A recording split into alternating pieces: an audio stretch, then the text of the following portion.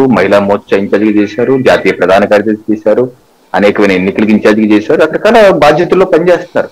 ఈ రోజు ఆవిడకి ఇంకో బాధ్యత ఇచ్చారు రాష్ట్ర అధ్యక్షురాలుగా. సో ఆవిడ పాత్ర ఆవిడ పోషిస్తున్నారు. అయితే బంధుత్వం ఉండొచ్చు, చంద్రబాబు నాయుడు గారి బంధుత్వం ఉంది కాదంటూ, బట్ అంత మాత్రం చేత ఆవిడేదో టీడీపీ కోసం పనిచేస్తున్నారు అన్న విధంగా వైసీపీ వాళ్ళు కానీ ఎవరన్నా చెప్పినా అది సమంజసం కాదు.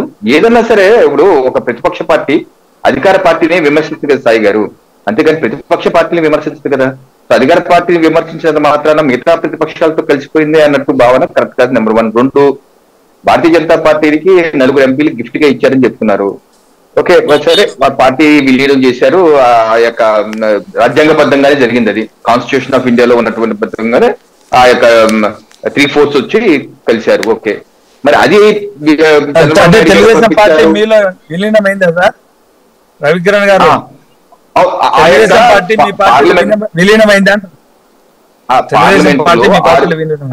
అదే చెప్తున్నాను సార్. పార్లమెంట్ రాజ్యసభలో 6 టీడీపీ వాళ్ళు ఉంటే చట్టం ప్రకారం 3/4 మెంబర్ కనుక విలీనం అయిపోతే సో అది చట్టం ప్రకారం అది వ్యాలిడ్ అనమాట. సో అలాగా వాళ్ళందరూ వచ్చేసి జాయిన్ అయిపోయారు.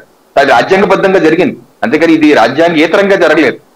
2, అదే ఒకవేళ ఆ పరిభాషే చంద్రబాబు నాయుడుకి పంపించారంటే అని మనం అనుకుంటే, మరి టీడీపీలో నుంచి 4 ఎమ్మెల్యేలు వైసీపీలోకి వెళ్ళారు కదా, వల్లభనేని వంశీలు గట్రా వీళ్ళందరూ. మరి వాళ్ళందరూ మరి చంద్రబాబు నాయుడు గారు అంటే మాకు 4 మీకు 4 పంపించారు అనుకోవాలా? అది కరెక్ట్ కాదు. మూడోది, రిత్విక్ సీఎం రమేష్ గారు ఏవియేషన్ లో చెప్తున్నారు గారు, నాది అయిపోయినాక రిత్విక్ ఏవియేషన్ లో సీఎం రమేష్ గారి దాంతో ప్రశాంత్ కిషోర్ గారు వచ్చారంటున్నారు.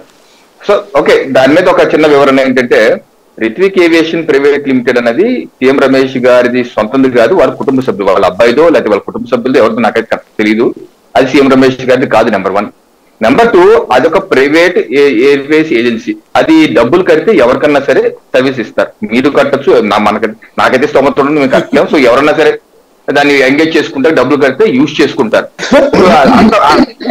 అంత మాత్రాన అదేదో బీజేపీ సహకరించిందో లేకపోతే ఆయన సహకరి, ఇప్పుడు ఫర్ ఎగ్జాంపుల్ భారతీయ సిమెంట్ కూడా హెరిటేజ్ పాలు ఉన్నాయి సార్, హెరిటేజ్ పాల ప్యాకెట్ నేను వేసుకుంటాను, అదే కంపెనీ. అలాగే రిత్విక్ ఏవియేషన్ ప్రైవేట్ లిమిటెడ్ అదొక కంపెనీ, వాళ్ళ యొక్క సర్వీసెస్ అమ్ముతారు. అలాగే హెరిటేజ్ భారతీయ సిమెంట్ వాళ్ళు అమ్ముతారు, టీడీపీ వాళ్ళకి అమ్ముతారు, బీజేపీ వాళ్ళు అమ్ముతారు, ఎవరికైనా అమ్ముతారు. అంటే మేము వైసీపీ వాళ్ళకి అమ్ముతాం, మిగతా అంటారు కదా. అలాగే హెరిటేజ్ పాలు పెరుగు కూడా టీడీపీకే అమ్ముతాం, వేరే పార్టీకి అమ్మరాను కదా. అంత మాత్రం చేత వీళ్ళకి అమ్ముడిపోయారు, వాళ్ళకి అమ్ముడిపోయారు, ఎయిర్వేస్ ఉపయోగించుకున్నారు అంటే సమంజసం కాదేమని నా అభిప్రాయం. అంటే భారతీయ జనతా పార్టీ నమ్మకం ఉంటే చాలు. ఏమండి, భారతీయ జనతా పార్టీ నమ్మకం ఉంటే చాలు అందరు కలిసి. అలా అక్కడ ఏవియేషన్ సార్, అది పార్టీని ఎవరు